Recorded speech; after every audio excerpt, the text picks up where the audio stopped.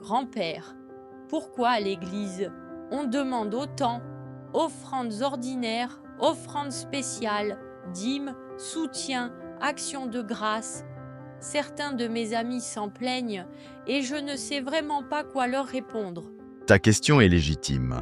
Je vais tenter de te répondre le plus simplement possible.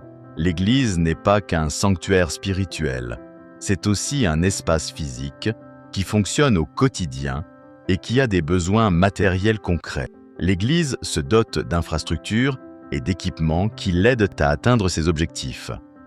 Temple, bureaux, salles de réunion, bancs, instruments de musique, pupitres, générateurs, la sonorisation, l'éclairage, la projection des versets, la ventilation ou la climatisation consomment de l'électricité.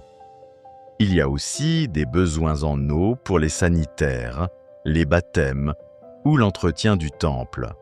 Rien de tout cela n'est gratuit. De plus, le matériel s'use avec le temps. Il faut prévoir de le réparer ou le remplacer. Un lieu de culte bien entretenu, propre, ordonné, avec des équipements fonctionnels, donne une image de sérieux et de dignité. À l'inverse, lorsqu'il est délabré, négligé et manque d'entretien, cela peut décourager et donner une mauvaise image.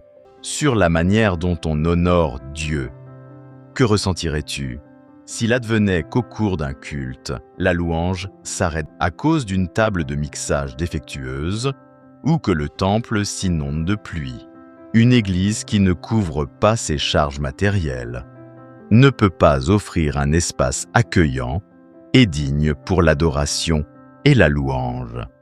De nombreuses activités demandent une préparation logistique importante et des moyens financiers conséquents. Les séminaires et les conférences, les retraites spirituelles, les campagnes d'évangélisation, les camps et les programmes de jeunesse, les fêtes et les événements spéciaux.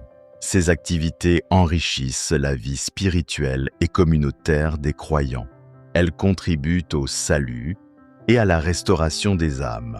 Sans la contribution financière et matérielle des fidèles, il serait presque impossible de les organiser, car il faut bien souvent inviter des orateurs extérieurs, prendre en charge leur transport, leur hébergement, leur restauration, prévoir des supports pédagogiques, assurer la décoration et parfois la traduction simultanée, se procurer des chapiteaux, des podiums, pour ne citer que ça, et prévoir dans certains cas une assistance sociale par la distribution de vivres, de vêtements et la fourniture de soins aux orphelins, aux veuves et aux malades. Derrière chaque événement, il y a des factures à payer, une organisation discrète mais coûteuse. Par ailleurs, dans une église saine, il y a le principe de transparence. Les responsables doivent rendre compte de l'utilisation des fonds, afin que les fidèles voient clairement à quoi servent leurs dons. Cela est encourageant et montre que l'argent contribue vraiment à l'œuvre de Dieu. Je comprends que beaucoup de cultes se fassent au moyen d'équipements et de technologies modernes, mais et les hommes de Dieu dans tout ça? Les serviteurs de Dieu consacrent leur vie au ministère. Beaucoup n'ont pas de revenus stables. Leur temps est absorbé par la prédication, l'enseignement, la prière et le suivi des âmes. Le soutien financier de l'Église leur permet de se consacrer pleinement à leur vocation. Comme tout le monde, ils ont une famille, un loyer à payer, des enfants à scolariser, des proches à soutenir et bien d'autres charges sociales et responsabilités à assumer. Les soutenir est une nécessité absolue. Mais en apportant nos biens matériels et nos moyens financiers à l'œuvre de Dieu, ne risquons-nous pas de nous appauvrir?